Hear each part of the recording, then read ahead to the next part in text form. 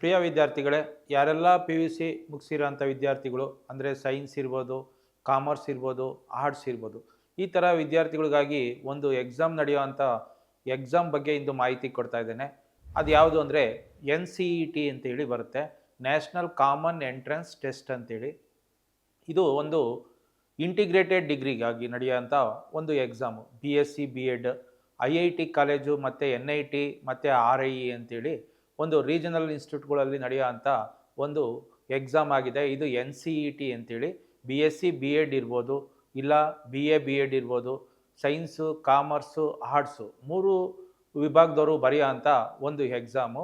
ಇದು ಮಾರ್ಚ್ನಲ್ಲಿ ಕಾಲ್ ಮಾಡ್ತಾರೆ, ಏಪ್ರಿಲ್ ಇಲ್ಲ ಮೇನಲ್ಲಿ ಇದರ ಎಕ್ಸಾಮ್ನ ನಡೀತಾರೆ. ಅಪ್ಲಿಕೇಶನ್ ಫೀಸು ಅಂತ ಬಂದಾಗ ಇದರ ಅಪ್ಲಿಕೇಶನ್ ಫೀಸ್ ಬಂದು 1,000 ರೂಪಾಯಿ ಇರುತ್ತೆ. ಅದೇ ರೀತಿ ನೀವೇನಿಲ್ಲ ಎಲ್ಲೆಲ್ಲ ಅಪ್ಲಿಕೇಶನ್ ಹಾಕ್ಬೋದು ಅಂದರೆ NTA ವೆಬ್ಸೈಟ್ಗೆ ಹೋದರೆ ಅಲ್ಲಿ NCET ಅಂತ ಹೇಳಿ ಬರುತ್ತೆ, ಅಲ್ಲಿ ನೀವು ಅಪ್ಲಿಕೇಶನ್ ಹಾಕ್ಬೋದು.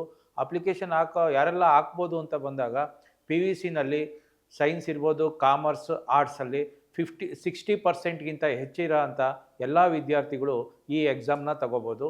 ಈ ಎಕ್ಸಾಮು ಮೇನಲ್ಲಿ ನಡೆಯೋ ಅಂಥದ್ದು. ಇದರಲ್ಲಿ ಸೆಲೆಕ್ಟ್ ಆದಂಥ ವಿದ್ಯಾರ್ಥಿಗಳು RIನಲ್ಲಿ ಮತ್ತು NIT ಮತ್ತು IITಗಳಲ್ಲಿ ಇಂಟಿಗ್ರೇಟೆಡ್ ಡಿಗ್ರಿ ಅಂದರೆ BSc BEd ಇರ್ಬೋದು, BA BEd ಈ ಥರ ಕೋರ್ಸ್ಗಳ್ನ ಓದೋ ಅಂಥ ಒಂದು ಒಳ್ಳೆಯ ಅವಕಾಶ.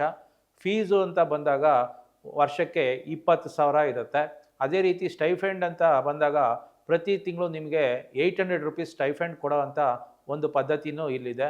ಯಾರೆಲ್ಲ ಇಂಟಿಗ್ರೇಟೆಡ್ ಡಿಗ್ರಿ ಮಾಡಬೇಕು, ಅದರಲ್ಲೂ IIT NIT RIEಗಳಲ್ಲಿ ಮಾಡಬೇಕು ಅಂತ ಆಸೆ ಇಟ್ಕೊಂಡಿದ್ದೀರಿ, ಈ NCET ಎಕ್ಸಾಮ್ ಮುಖಾಂತರ ನೀವು ಅಲ್ಲೆಲ್ಲ ಸೇರೋ ಅಂಥ ಒಂದು ಅವಕಾಶ ಇರುತ್ತೆ, ಉಪಯೋಗಿಸ್ಕೊಳ್ಳಿ.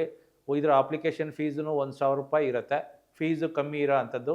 ಯಾರೆಲ್ಲ ಟೀಚಿಂಗ್ ಪ್ರೊಫೆಷನಿಗೆ ಬರೋ ಅಂಥ ಆಸೆ ಇಟ್ಕೊಂಡಿದ್ದೀರಿ, ಈ ಎಕ್ಸಾಮ್ ಬರೆದು ಸೇರ್ಕೋಬೋದು. Thank you.